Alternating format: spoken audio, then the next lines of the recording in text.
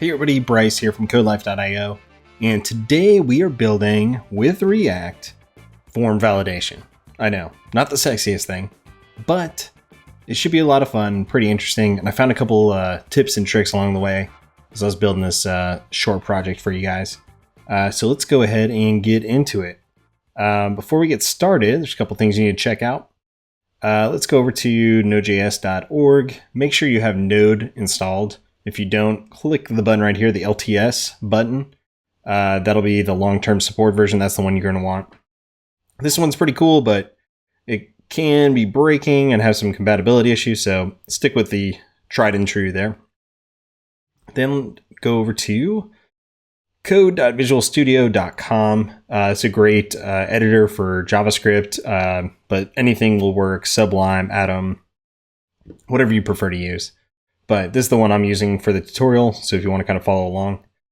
And then what we'll be using to scaffold our project will be Create React App. So if you go to GitHub/Facebook/Create React App, it's just a quick project to scaffold a new React app.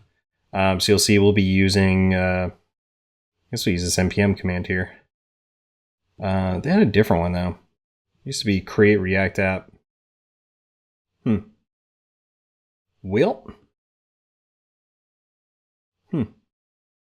Okay. Well, we'll try it that way. We'll see how that goes. So go ahead over to, where are we going?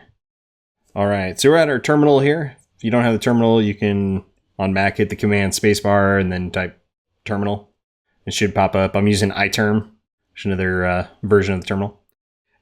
So we'll go ahead and make sure we have Create React App installed. So first thing you want to do, actually check which npm version you have. All right, so I got 6.1, so that'll work. So as long as you got something close to that, that should be okay. Then we'll go npm install -g create react app. And that'll go ahead and install Create React App for us. There we go, updated one package, awesome. So we're on version 1.5.2. So if you have any problems with this, when you go to install, like if this is super far in the future and you want to follow this tutorial, you go npm install -g like that at 1.5.2. That's the version we're using. So if stuff doesn't work, maybe try that. That'll be your first bet. All right. So now that's installed, we can go, let's follow their instructions and see. So they say npm init react app. Init react app. And I'm going to type, what would we call this? Form validation. So I'll go ahead and install the things I need.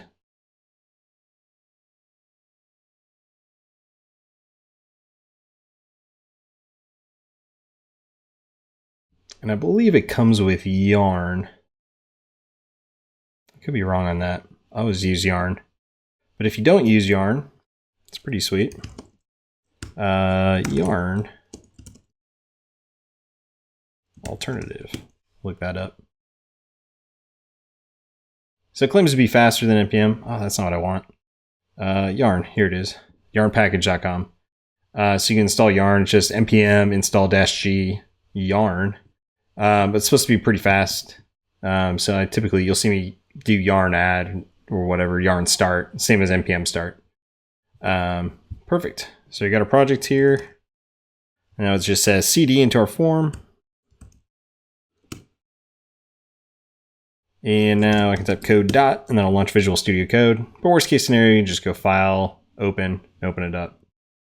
So we cancel installing that. Let's close that. Let's maximize for best results. Cool. And I'm just going to right click here, hide from sidebar. All right. So you'll see this project structure here. Source is where we're going to be working primarily. Excuse me. So let's go into, let's just start blowing stuff away. We don't need this logo here. So you can delete that. We don't need this test. Just get out of the way. It's not causing any distractions here. Index.css, I guess we can leave this. Just go ahead and delete all the text in there. That'll work. Get rid of logo. We're no longer referencing it. App CSS is still there. And let's get rid of all this jazz. Let's save. And I'm just going to come down here in the terminal. And you saw I just basically just dragged that up to get at it. But you could do the same thing from here and type npm start. I'll just do it here to save me some time.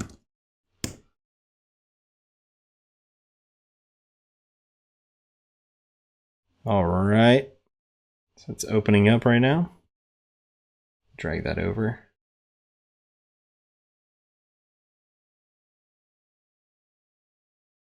Oh no, that's not what I wanted to do. Maximize that. Oh well. 1 second, let me just bring this over to, where are we? There we go. What am I doing? Localhost 3000. All right, there we go. Hello world. That's what we wanted. So nothing fancy just yet. I'm gonna minimize this here so it's still running. So let's go ahead and kick things off. Where to start? So we got a lot of work to do here. Probably the CSS probably makes the most sense, I guess. So let's do that. So I'm going to actually give this a class of wrapper. And we'll come in here and we'll say div.form wrapper. I'm just hitting tab to autocomplete. That's Emmett. You can look it up and how to install it on Visual Studio. And then we'll put an H1 in here. We'll say create account. So what we're going to build is a sign-up form, essentially. So it's going to have a first name, a last name, a email, and a password. I think that'll be good. So right now it just has a big old H1 tag. Nothing exciting happening there. Zoom in so you guys can see this a little better. There we go. Make this text a little bigger. Whoop. There we go. So that should be a little easier to read. And let's go ahead and make our form. Delete that action, because we're not going to go change pages on this. We'll say on submit equals, we'll say this dot handle submit, which we got to go create. And sure, I think no validate will do the trick for us to prevent the form from validating. I know we can put it on the individual fields. I'm not sure if we can put it on the form. Kind of winging that one. So here we'll say div and first name. So that'll be the field we'll have. And this is basically going to be a form group. It's going to group the items together. So it'll group the first name label and the actual input together. So now we'll type label 4. It's the same as 4, but because 4 is a reserved word in JavaScript, React had to go change it. So it's HTML4. And we'll say first name. Camel case that guy. And the actual text that'll display will be first name. And then in here, now we need an input. Type will be text. I'm going to type no validate. So I don't want HTML5 validating our form for us. We want to do the validations ourselves. HTML5 does an all right job, but if you want to do some custom things like show like colors and stuff, you're going to want to do that yourself. So that's what we're working on here. So also put class name equals, and in here, I think we'll get to that part. Let's just put a placeholder for now. Placeholder equals, say first name. So that's just kind of the grayed out text that'll be inside the box. It's kind of a helper to let you know what to put in there. And what's the type? Type will be text. And the form name, so that'll tie to this guy here. And when we click on target, name equals first name. I'm starting to go off screen there, so I'll just save and auto format there. They'll also need an on change which is a React. Actually, it's just a generic HTML 5 helper there, but just we're going to use the React version here. So we'll say handle change, which we need to go and implement. So let's take a look at what we got here. So we just have one field, not doing a whole lot for us, but that's okay.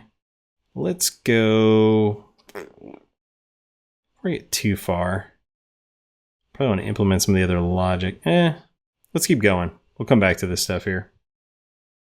So now that I have this, I can probably duplicate this guy a couple times. So now instead of this being first name, I can go Command D.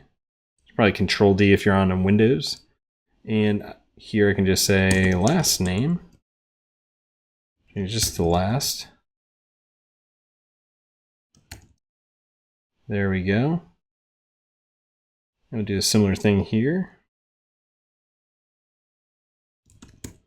Email.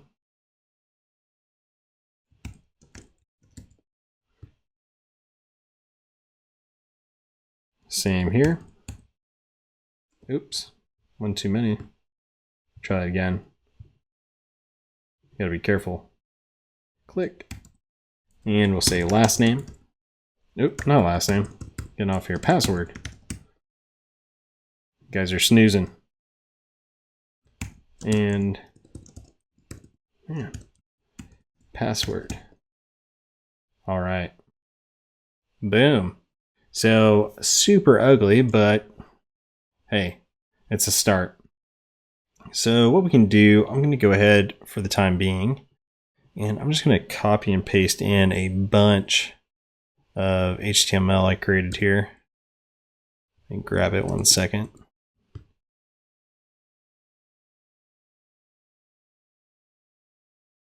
Paste that in.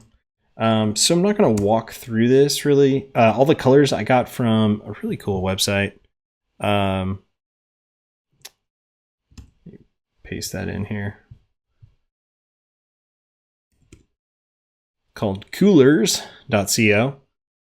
And so it's really awesome. So I just went and found some colors here. Basically, you can hit the space bar. It'll just keep changing colors until you find a color you really like, and you're like, ooh, I like this gray. You can lock it in, and then it'll give you other colors that are in that palette. You'll be like, yeah, I like that green. Don't like those. Don't like those. Ooh, like this color. And you just keep hitting spacebar until you find what you want. And so it can give you like a pretty interesting color palette. And so I just used that, and I generated a couple of colors, and I saved them right here. So as you can see, like this was really quick to set up, and we already have like a pretty decent looking form. Really wasn't a ton of work. The CSS was a little bit of work. But if you guys are interested and you want to see it in another video, please let me know. I will walk through the CSS. But the focus of this video is the React form validation. But you can just see we're using Flexbox to kind of center things up on the page. Just setting some fonts and weights and stuff set in the placeholders, kind of customizing those a little bit. Yeah, so that's what we have so far. So it's looking pretty good already. We need to add some more elements in here. So go down here. I'm just going to close this here so we can focus on the real dealio. So what else do we need to complete our form? So after, which one is this? This guy. So just before our form closeout, let's create another div called create account. And in here, we'll say button. We'll say type equals submit. And the text will be create account. So we'll have like a submit button at the bottom. Pretty standard. And then we'll use small, which will do kind of some smaller text here. And usually see like already have an account or log in or something like that. So we'll save that. Also here, so this is a password, so the type needs to be password. so it doesn't show the password as you type it in. And we could say email here, and this is where that form validation would kick in, and we try to validate the email.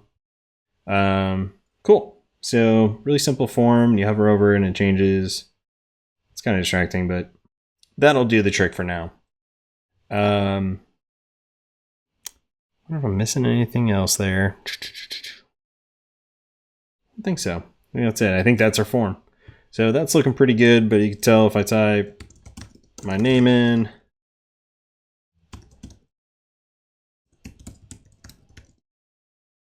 you see the password is there. Oh, what happened? So you can see it's trying to submit this form. So you can see it's throwing it all up there. You can see the password, super secret password I typed in. So that's not what we want to have happen. So what's happening is the browser is automatically trying to execute. And so that was, you probably saw in form where I removed the action part. And so when we remove the action is trying to send it to another page, because that's a typical server-side rendering of how websites typically work. But now with these single page applications like React, all the JavaScript's loaded on one page, it doesn't refresh. And so we got to prevent the form from submitting on its own because we need to do our own validation. So we need to write a couple of things up top here. Let's go ahead and put a constructor up here because we're going to have some state. And a constructor takes props or properties. You get passed to it. You got to pass those to the super because we're extending the component. So you always got to call the parent by calling super and passing along the props. And here we'll say this.state equals, and we're going to put all our form fields in there. So we'll say first name, last name, email, and you can put null, you can put empty strings probably, might be better. But it's just a simple example here. Now I'm going to create a form called form errors. So all of these are going to hold a value of our form.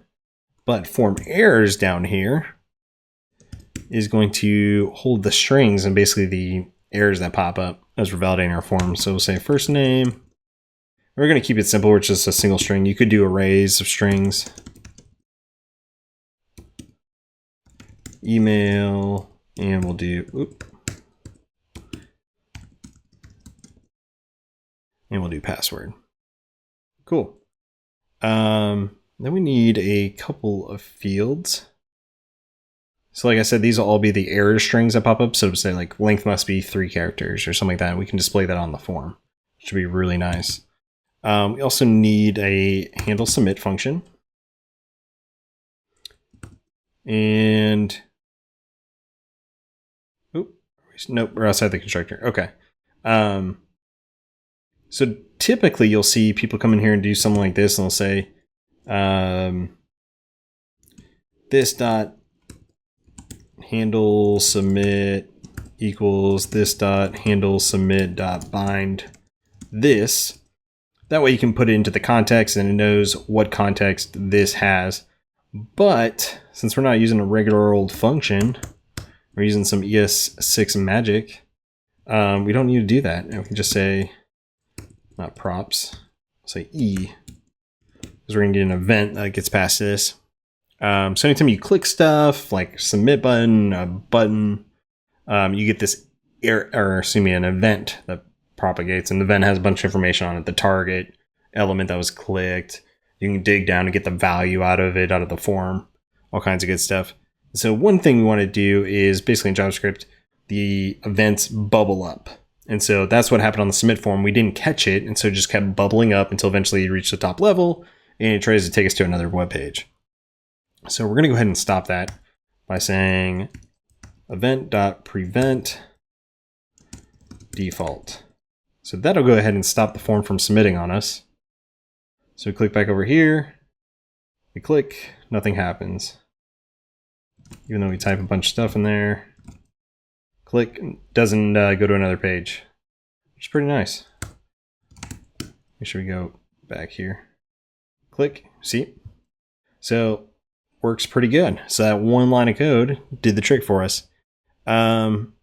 So then we'll just go ahead and take care of this handle submit right now. Because it's going to be pretty simple logic here. We'll say if, we probably want to put the logic somewhere else. So we say form valid, say this.state.form errors will pass along.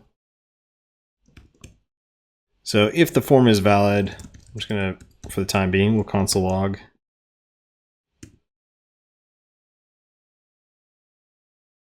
We'll say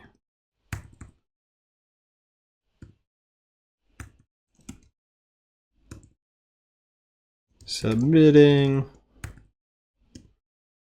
and we'll say first name.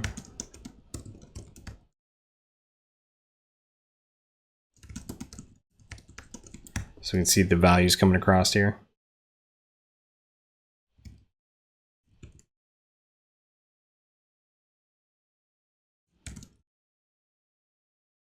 Do email. This is just for our own sake here, so we can see what values we actually have to work with.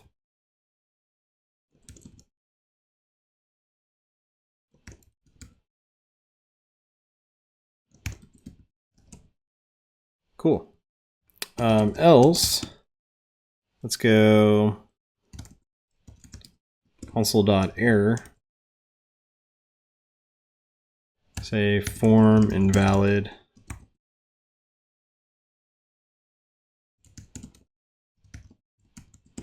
We'll just put something like that for now.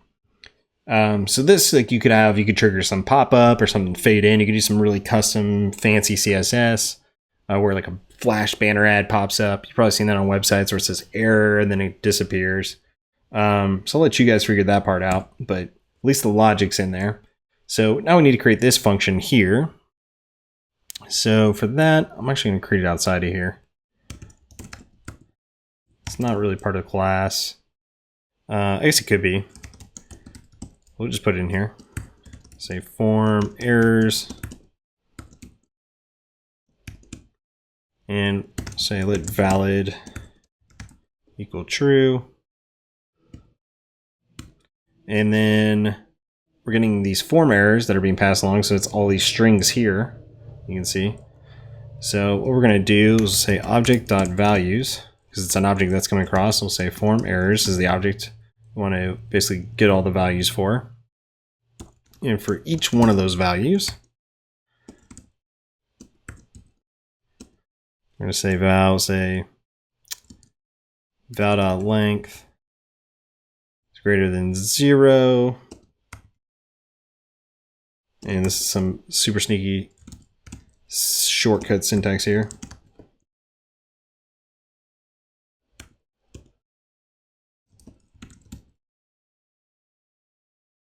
So let me actually put this on another line here so it's a little easier to read.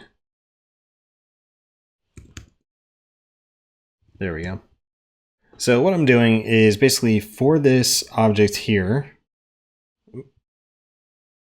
for this form errors object, we're passing it along to this form valid function. And basically we set the form as valid to true. And so that way, if everything goes smooth in here, we just return true. Everything works great. And then we're going to say grab basically from this object all its values, pass in the object we want to grab the values for. For each one of those values, so for first name, last name, email, and password, we're going to go ahead and iterate through them. And so if the value.length, which the value is going to be these strings, is greater than 0, meaning we have an error because we put something in the error string. And so basically, it's kind of a short circuit trick here I'm doing with this and. It could be the same if you said if this, then do this. So it's just basically like this will execute. If this is true, then it's also going to try to evaluate this part of the expression, and which will in turn set it equal to false. So if that happens, but otherwise, if this part's false, then it's just going to short circuit and not even attempt to do this part because it's an and. So it's kind of a cool shortcut in your code. Maybe not as readable. I don't know. I'm on the fence about it. But what else do we need to do? So with the handle submit. Oh, we need the handle change. So this is a big part here. So let's go and write that part. So we're handling the submit function, but on each one of these functions, we have this on change, this .handle change, and you're like, what are we doing? How are you actually calling that? And how are you actually validating that or doing anything with this form? Because we're not even passing it anything, right? Like you expected it to be like first name or something go in there. Well, that's because we're just giving the raw function, and basically on change is calling it, executing that function, and passing the event to it. So I'll show you what I mean here. So let's go ahead and type handled change, and we'll say equals e.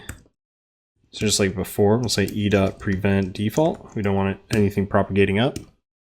And from there, we go. Say const name. Do some destructuring here. Equals e.target dot. Oop. So you can just do that. And so there's a property called .name. And so we're basically just plucking that off the object using this destructuring syntax.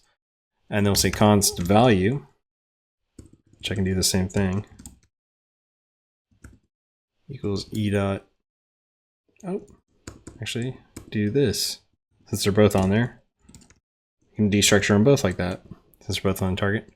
And then we'll say let form errors equal this dot state dot form errors. So basically we're going to make a copy of this guy right here, because we don't want to edit that directly and modify it. So we want our own copy that we can work with down below here and add stuff to it, modify its values. So now we have the name of the field that's coming in, basically all from this event object. And so we have the name and we have the value that was submitted. So we know it's a first name field by the name that we put on it. So you see, where is it? First name. So you see name is first name. So we'll get that as name, and the value will be the actual value that gets typed into the form. So we can go switch and we'll type name. And here we'll say case. I'm going to say, oops, if it happens to be first name. And a switch statement, if you're not familiar with the switch statement, it's just like a giant like if, else, else if statement, essentially. But it's like a nicer, cleaner syntax to do. So you just pass in the one thing, and if it happens to be a string like this, first name, then we execute this code. If it happens to be a different case, we'll execute some other code. So based on this case here, I'm going to say form errors dot first name, make sure to camel case that, equals, we'll say value dot length is less than 6. So I want to make sure the value, basically the length of the input, is at least 6 characters.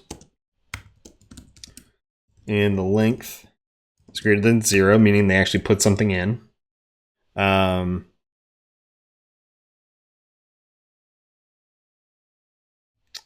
makes sense here.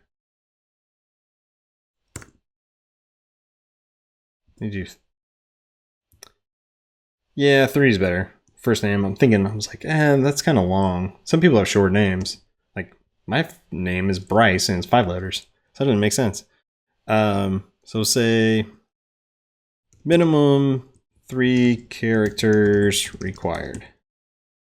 There we go. And this is a ternary operator if you're not familiar with it. It's just saying like, if this is true, execute this, else, it's just shorthand. Otherwise, single string. And I'll just save that.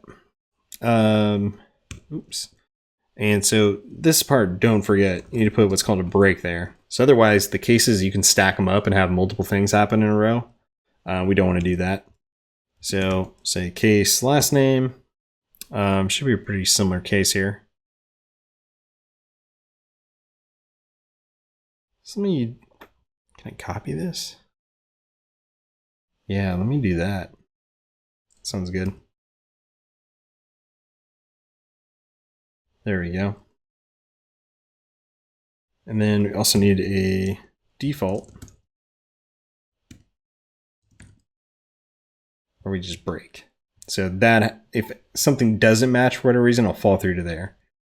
All these should match though. And so same thing, we'll say last name.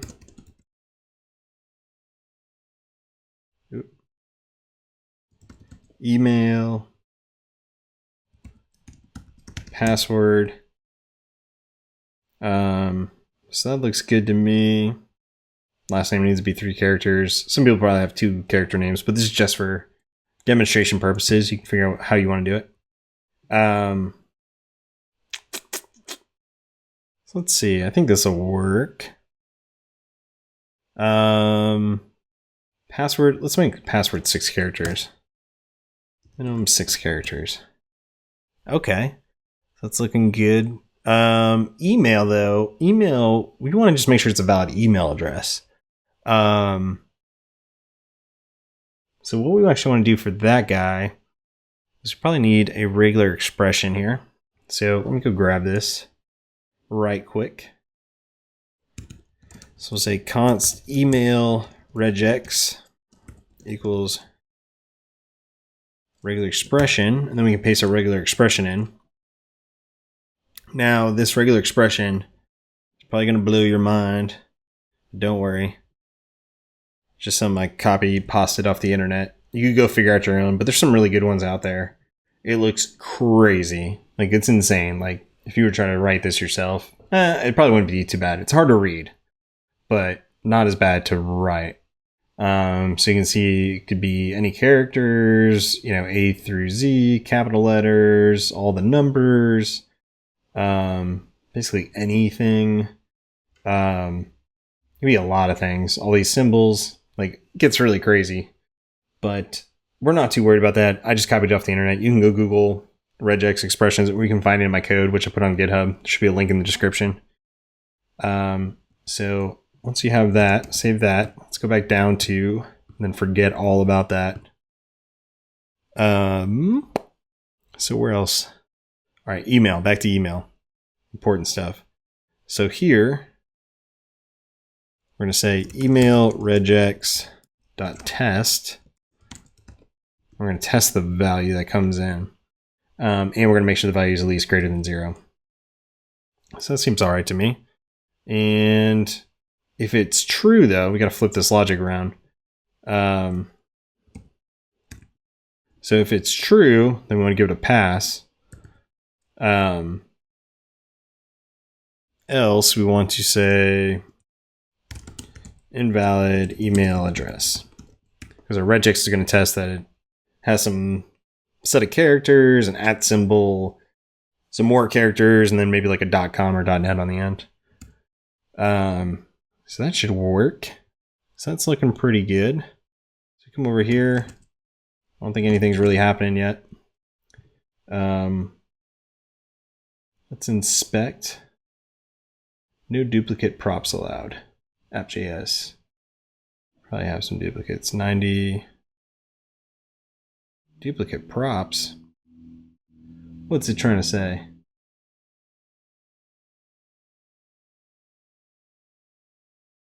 $99. Type to, oh yeah, because I already have a type there. Derp.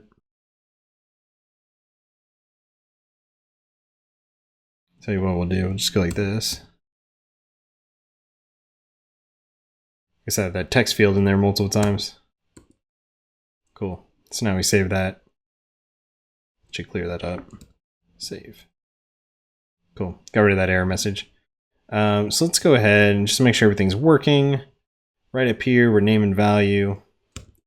Just console log. Name. Yeah.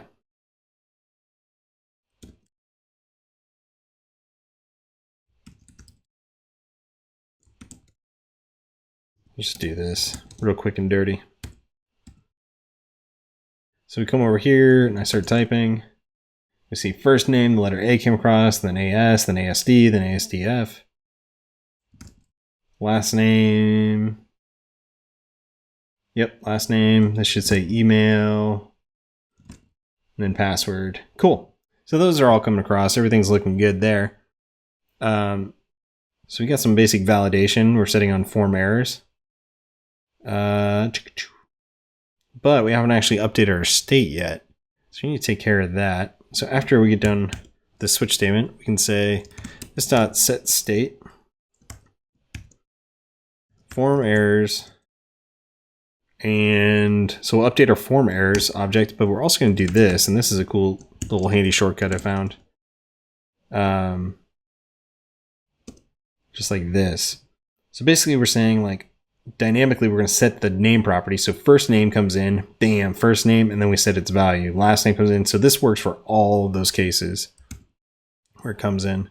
And here we can set a callback even to do something after the state update. So say console log. We'll just print out our state. Say this dot state. So you can see what it is. I can get rid of these other console logs up here. They're not as nice. So you come over here, you type Bryce. How cool is that? We can see our whole object. We see first name's filled in.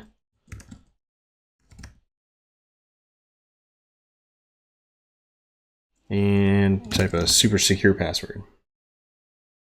Cool. So that's looking pretty good. What if I started deleting some of these characters off? So now I'm down to 3, I'm down to 2. Ah, there we go. It's probably hard to see. I'm trying to figure out how to zoom in on this guy here. Oh yeah, there we go. That's a lot better. So you can see form errors here. First name is a minimum of 3 characters required. So if we do the same here, probably see it there. Open it up. Same for last name. I think that's still technically a valid email. But if we just had Bryce there, let's go down here. See if our email one's working. Invalid email address. Yep. So let's see if we can trigger all these. And the password, form errors. Bam, minimum 6 characters required. Awesome. So now we have all these error messages, which is super cool, right? So everything's looking good. So we want to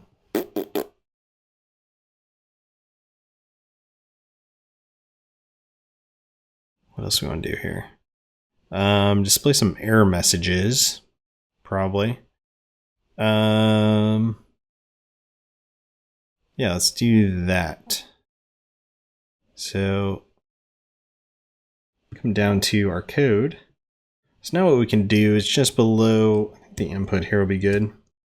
We can inject some JavaScript here. We'll say form errors dot first name, since the first name section here, and we say dot length. If they're greater than 0, and we'll say create a span here. Class name equals error message, which I just set to be the color red for the font. Put some more JavaScript rendering in here. We'll say form errors dot first name. Oh, I know what I'm missing. Can't use form errors there. I have to use this dot state dot form errors. But what I'm going to do here, so I'm just going to, so it's a little bit easier in our text. We'll say form errors. I'll just destructure it here from this dot state. So, because this keeps getting re-rendered every time the state changes and whatnot, so every time it does, it'll update this property. It makes our code a little more readable. So let's save that and see if that works. So we start typing. Yeah, it does. Minimum 3 characters required. And it goes away. See it's there. Go back and it disappears. Cool. So that works. But it's technically invalid if it's less than 3 characters, so I think I'm going to get rid of this here.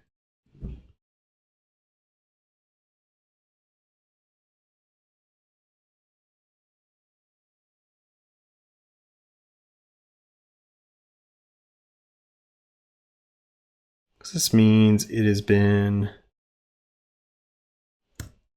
touched if it comes through here. So if it's never come through here, it's never going to set it to that. So I think that actually makes more sense. So if I come in here, technically it's invalid right now, but I haven't touched it or done anything yet. So the second I start typing, yeah, we need to add some more characters in there. And now it's valid. And now it's invalid. And it should stay invalid because it's now been touched. So I like that better. So it was a good catch. Good work, guys. All right. So now we have this form message. So we should be able to do this in all those places. So I'm just going to go to all the inputs here. Let me find all the inputs. 1, 2, 3. I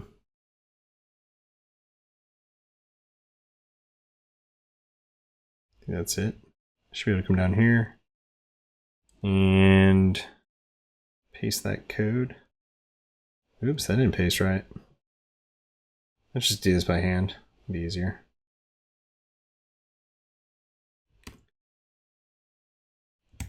We'll say last name. So if the form error length is less than or greater than 0, then we're going to render this message. That looks good to me. Same for here. Say do that for email.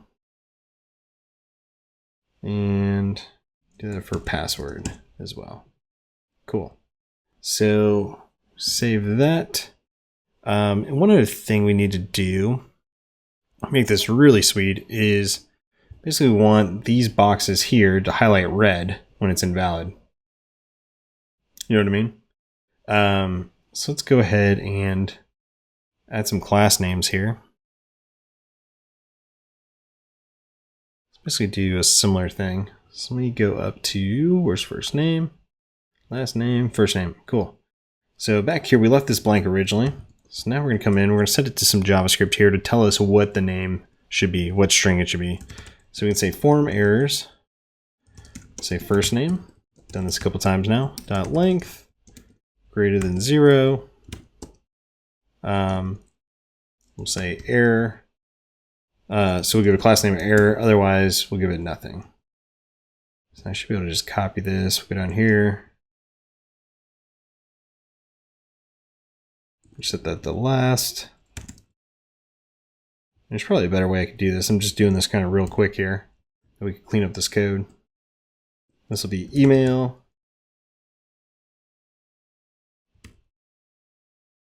And password. Now if we start typing, you see it?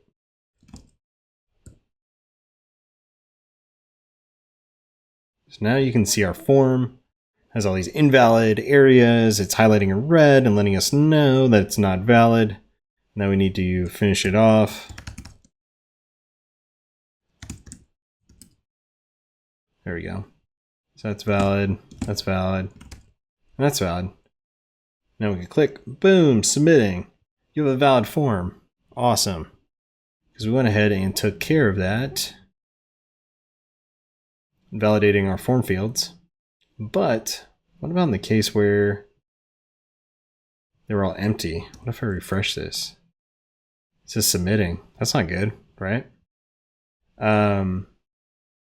So I gotta do something about that. Let me think real quick.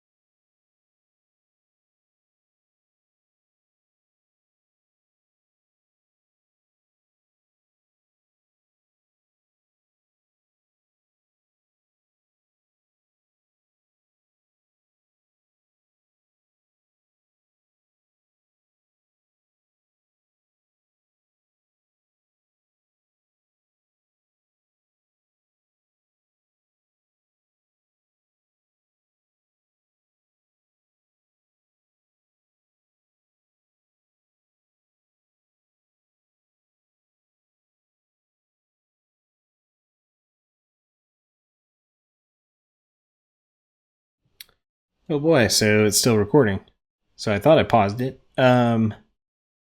So let's go ahead, and the idea I have is, so here where we're passing form errors, we should also pass, we'll just pass this out state up there. And what I'm going to do,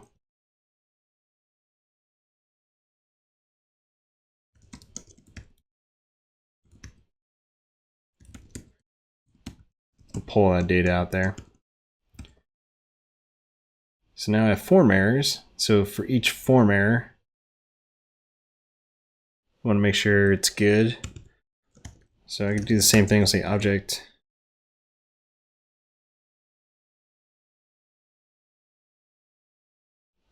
I want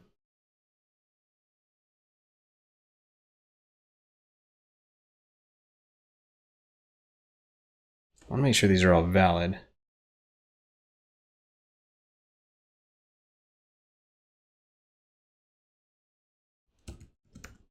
Ooh, here we go. This is what we'll do. Let's put those in rest. Say object, let's try this out. This is going to be really cool. Values, rest. So we're going to do the same thing as this, but instead of iterating over the form errors, we're just getting all the rest of the values get passed along, which is super interesting, right? So it's some ES6 magic for you. So we're figuring out a way to kind of split up that object. So grab all the rest of them. We want all their values. We'll say for each.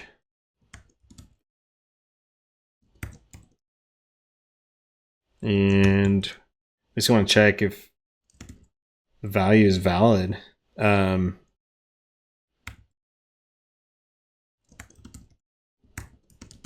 think we do something like that. Oops.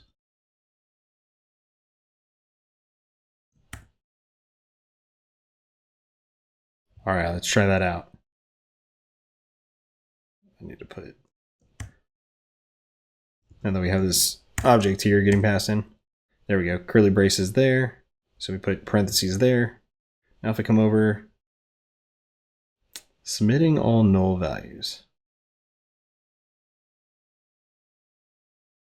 I think there's like an is null.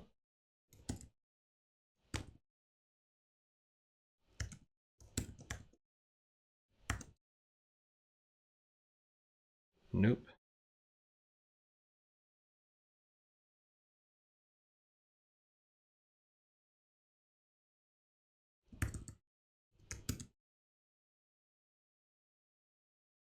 Try that. Boom, there it is. Okay, that's all we needed. I thought there was a property where you could set it to null. So we can say basically for all the rest of the parameters that come in, so it's first name, last name, email, date of birth, email and password. We can iterate over those values by saying object.values. It gives all the values of those, which is an array. And then for each of those, check and see if it's equal to null. If any of them are null, it's going to make the form false. So hopefully that makes sense. So validate form errors being empty. And here, validate the form was filled out. Seems pretty good to me. So that way, like if it wasn't touched, all the form errors are empty, which this validation was passing, but then this one was failing. So if we save,